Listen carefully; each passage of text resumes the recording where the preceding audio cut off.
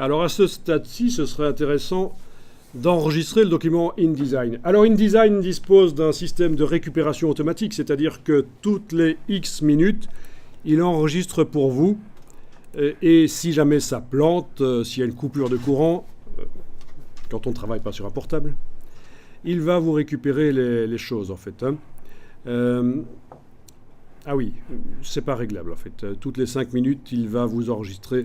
Donc vous ne perdrez jamais tout un document. Mais malgré tout, c'est intéressant évidemment d'enregistrer à certains moments ces documents sur le disque dur. Le fait qu'il y ait un backup automatique n'empêche pas bien sûr de bien gérer ces fichiers. Alors on va enregistrer le document InDesign, fichier enregistré sous.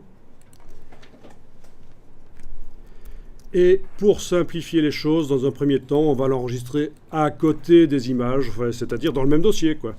Dans le dossier qui contient vos images. Donc vous naviguez d'une manière ou d'une autre jusqu'au dossier qui contient vos images. Le format d'enregistrement. On a 3 manières d'enregistrer. Un document InDesign, c'est ce qu'on fait la plupart du temps. Un modèle InDesign, c'est quoi un modèle? C'est comme dans Illustrator, c'est le même principe. Vous aurez ça aussi dans Illustrator. C'est un document InDesign, quand on l'ouvre, il ne s'ouvre pas, c'est une copie de ce document qui s'ouvre. Donc un modèle n'est pas modifiable. Mais je ne veux pas faire un modèle, moi je veux faire un document InDesign tout simplement ici. Et troisième chose, c'est un document compatible avec les anciennes versions de InDesign jusque CS4. On va en arrière jusque CS4. Donc il n'est pas possible ici dans la version InDesign qu'on a d'enregistrer pour une version avant CS4.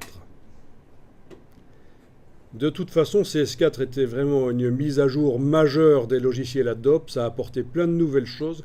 Si vous travaillez dans CS3, CS2 ou quoi, oubliez, c'est un gros problème. Si vous travaillez dans CS4, CS5, CS6, c'est des vieilles versions, mais ça va, ça passe. C'est pas si grave que ça. Mais avant CS4, c'est grave. Parce que les choses ont beaucoup changé à partir de la version CS4, hein, qui est quand même une version qui date d'il y a pas mal d'années.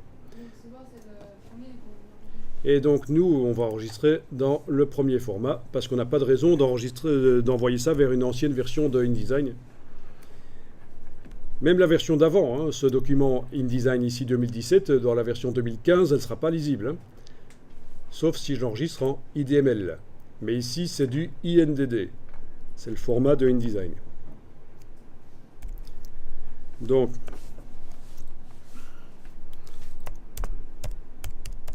vous donnez le nom que vous voulez. Évitez les accents dans les noms que vous donnez. Évitez les espaces. Évitez de commencer par des chiffres. Évitez les noms de plus de 32 caractères, les noms trop longs, quoi. Voilà. Après, à part ça, vous pouvez faire ce que vous voulez. Ça pourrait marcher si vous enregistrez avec des accents, des espaces et en commençant par des chiffres. Sauf qu'à un certain moment, ça ne va plus marcher quand vous allez vouloir faire quelque chose avec le fichier. Ça ne marchera plus comme il faut. Donc dès le départ, moi je prends la bonne habitude. Ça s'écrit comme ça, chevaux, hein? Oui. Hein. Je prends la bonne habitude dès le départ